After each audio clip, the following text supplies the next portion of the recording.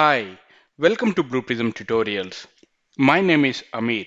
In the previous session, we learned about a feature called Scheduler, which is offering by Blue Prism. In this session, we will learn about schedules, tasks, and timetables as part of Scheduler. And also we will learn how to create schedules and tasks as part of this session. First of all, we will see what is schedule. A schedule represents the point of execution of a set of tasks. Each schedule is self-contained and contains various data such as name and description, timing data, and a set of tasks to perform.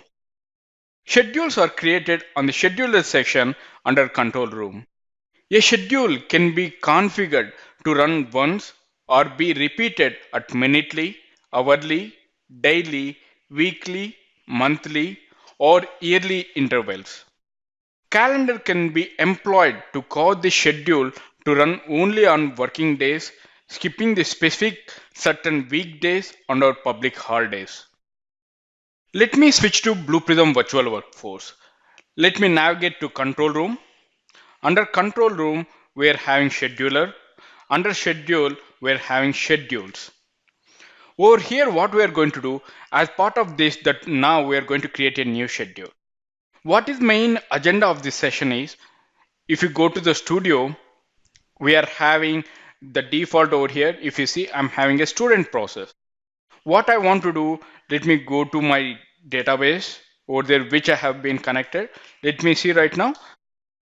Let me execute select star from DBO student marks. If you see the results over here, I want to calculate these results and percentage by using student process. Okay, this is the agenda or the main purpose of this student process.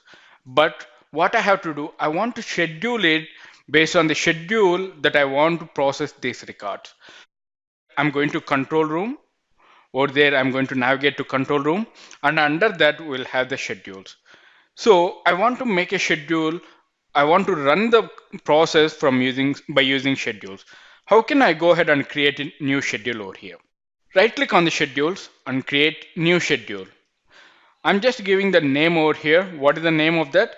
I'm just saying student process schedule. I'm just giving the name as student process schedule, and the description, I'm just copying the same thing over here. Okay. The initial task. What is the task of this no schedule, student process schedule? As of now that I'm going to keeping it new schedule, new task. Okay, and I will explain you in the same session in the upcoming task. Okay, now what is the schedule over here? This schedule has to run how many times based on the intervals, correct? Runs on once, only once, or hourly or minutely, daily it has to run it, or yearly, monthly, weekly. This is the schedule that we are going to talk about.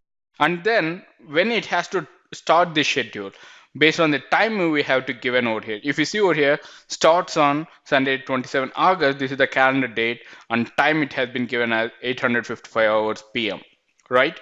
In the same way, if you see the expire, by default it should be never. Whenever selecting the other radio buttons over here, if you see, the expire is never. It means it will runs continuously as long it is. Okay, or else if you're going to select the option expires on, it will ask you when it has to expire it. That the meaning that the schedule will run till that time and then it will expire and it goes to retired schedule. Okay, if you see over here, when you have selected hourly or minutely, it will ask how many hours it has to run. You can give it every 2 hours I have to run this schedule, and also or else I have to run every 9 minutes or 10 minutes we can run it. When you are going to select these options, you can the maximum you can select it 999 minutes over here. Okay, the maximum time that you can select it, and even in the same way that you are going to select it by, you can up to the mark of 999 triple line that you can go ahead and you can select it. And if you see the between option, it has to run for between midnight 12 a.m. and starts midnight 11:59 p.m. The day it starts with 12 midnight and then it ends 11:59 p.m. It ends with the midnight. Okay, and after that, let me show you the monthly. If you see when it has to run it, every monthly. This is the maximum time that we can go ahead and we can give it 999 on the particular date. If you want to start the particular date, if you see the 27th is August is the date, so that on 27th we have to run it. Every month on 27th we have to run it. Let assume I'm giving an example over here. Let assume we are waiting as the employees, we are waiting for the salary, right? The end of the month that we are going to be waiting for the salary. So every month that we are waiting at the time of 30th or before 30th, that we are going to one day before end of the month that we are going to wait it for. In that scenario, what we are going to do, we are going to select in a such a way every month I have to run on 27th. Okay, this is the way that how we are going to treat it. Or else you can see on the first Monday that have to start it, or first day, the day starts with Sunday and ends with Saturday. Okay, in the same way, on the first working day, if you see over here, this is the calendars that we are going to selecting it. In the same way, if I'm going to daily selecting, every day that have to select, every day once that we have to select it. In the same way, weekly, and also monthly, as we already seen, yearly that we have seen it. Now if you see over here, we are going to get a drop down over here only on the days. What does this mean? Only on the days which working weeks or no holidays, that I don't want to run this schedule. In that case, that we are going to select this option working week only. Let me give you an example over here. Banking hours, if you see banking, we're having only from Monday to Friday. And right now, if you see Saturdays and Sundays, it's not working. The second Saturday and the fourth Saturday. Let us assume the weekdays only. Let us assume from Monday to Saturday, it has to work it. In such cases, we are going to use in this working week. And also, if you see on the holidays list that we are having, when there's no holidays, in that case, only we have to run the schedule. These kind of things that we can go ahead and we can configure the schedules, and we can select the associated task for this one. As of now, the student process has to run only once on my scenario. So that what I'm going to do, I'm going to select only once. Okay, it starts on the Sunday, 27th August 2017, that have taken the date, and then I'm going to save the changes. To save the changes, what I'm going to do, I'm on the bottom side that I'm having apply changes. I click it on that. Okay, now you can see a schedule over here, schedule process. Okay, if you don't want to apply the changes over here, and there's another option that we are having, student process. Right click on the student process, and you can see over here there's the option if there is not. Okay, the save button will be enabled when you have modified something. If you see over here right now, if you see there's the star mark, means it's not saved. Now you can go ahead and you can save it. As of now, that I'm not going to do that. Okay, now let me select on only on runs once, and then I'm going to apply the changes. Okay, now as part of the schedule, we have configured the schedules, and also we have taken the initial schedule as new schedule. But what is the task that we have to run it as part of this schedule? That is the main task, correct? Until now, we learned about the schedule. Now we will see what is task. A task represents a component of a schedule. It defines a set of sessions which are said to be performed on resource PC. A task also defines in the next task for the schedule to execute on completion or failure of the current task. Now let me switch back to Blue Prism Virtual Workforce. Till now we have seen how to create a schedule. Now if you see, I want to create a new task over there. By default, we can see over here under for each and every schedule we have created, by default we will get a new schedule task over here. If you don't want to use that, now go ahead and delete that. Okay, you can create delete that one also, or else you can go ahead and create a new task over there. Now how I'm going to do that, I'm going to select the schedule, right click on that, and go into new task. Okay, if you see over here, by default you will get a student process schedule. What is the task? Process schedule. I'm just saying student marks. I'm just giving the name over there, and the description, I'm just giving the description as calculation of marks. Okay, if you see on complete start, what you have to do, On exception, what is the abort you are having? You can see all the failures over here. Now, if you see over here, there's the available processes which have been published in the studio. Okay, the student process has been published. You can see there's a lot of processes are there.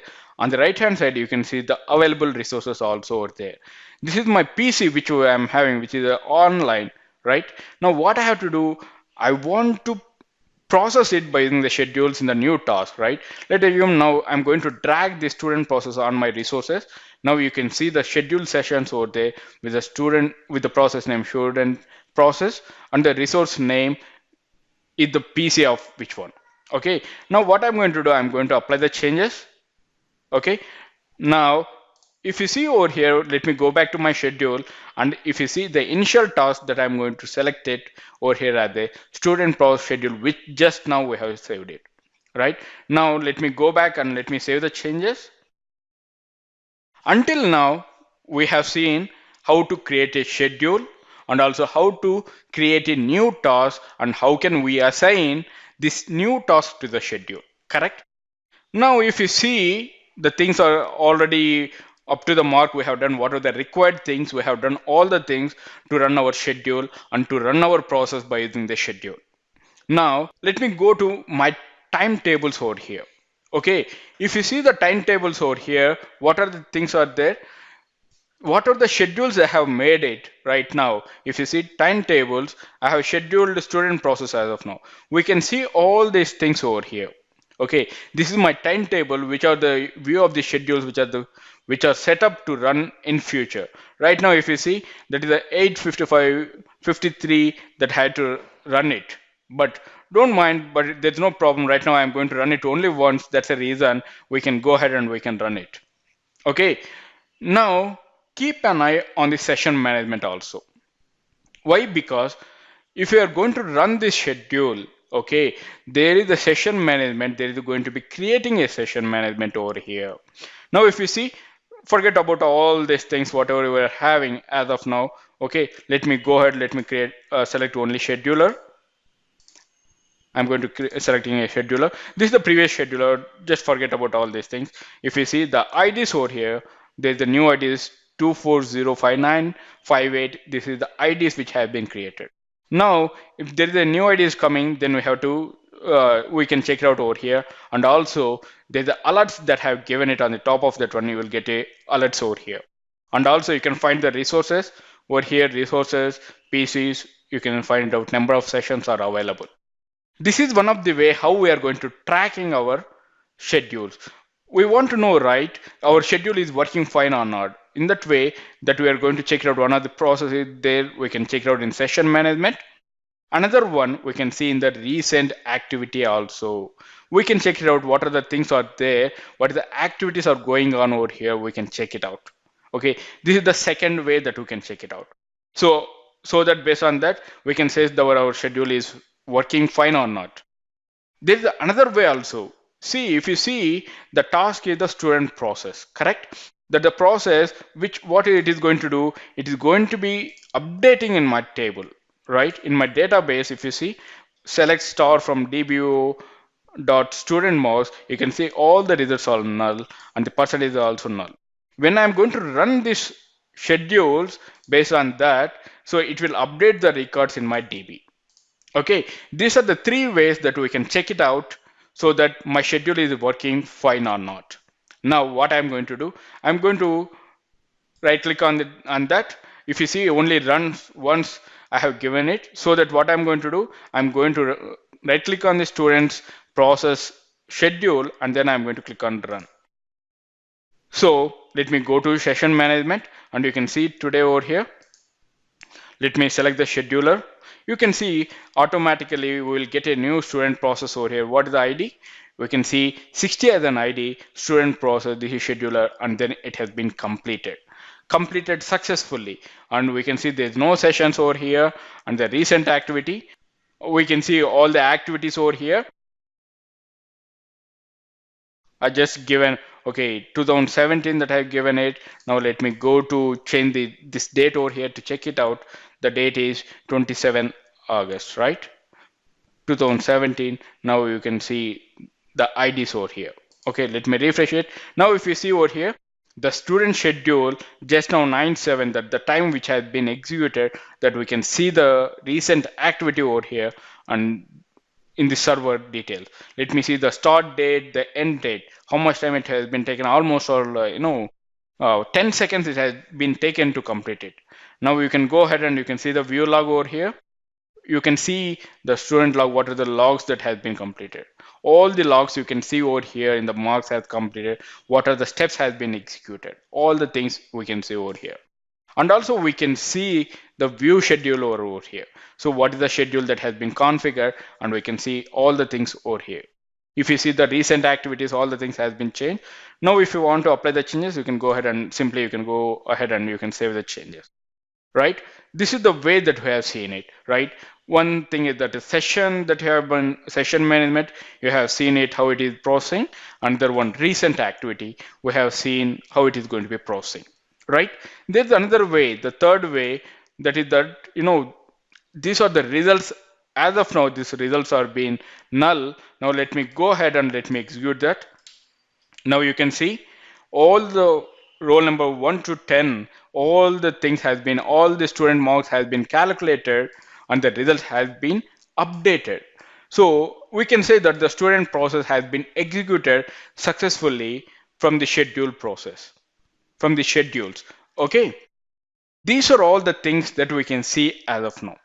And if you see over here, there's the retired schedules. Okay, if the work has been completed and it has to be moving to scheduler, how we can go ahead and retire schedule? Right click on that, and you can see there's an optional called retire. Now, what will happen if there is it has been ended on the particular date, it expires on so and so date, so that it will move to retired schedule. Okay, and then if you want to move back to the schedules, then you are going to right click on that, unretire, you can make it so that you can make it back to the active status so that you can process the schedules over there. Okay, fine. Let me show you one more option called cloning. So if you're having all the things in the same way that you have to do that, then you're going to use the clone option. Over here you can select and clone it so that you can find it one more schedule over there with a copy of the student process, and you can make it the same changes, whatever the required changes over there. If you want to delete it, okay, now right click on the schedule, and then you're going to deleting it. Okay, now this is all the options that are going to providing as part of control room towards the schedules. I hope you understand the session very well. If you have any queries related to this topic, please post them in the comment section. Thank you for watching this video. Have a great day.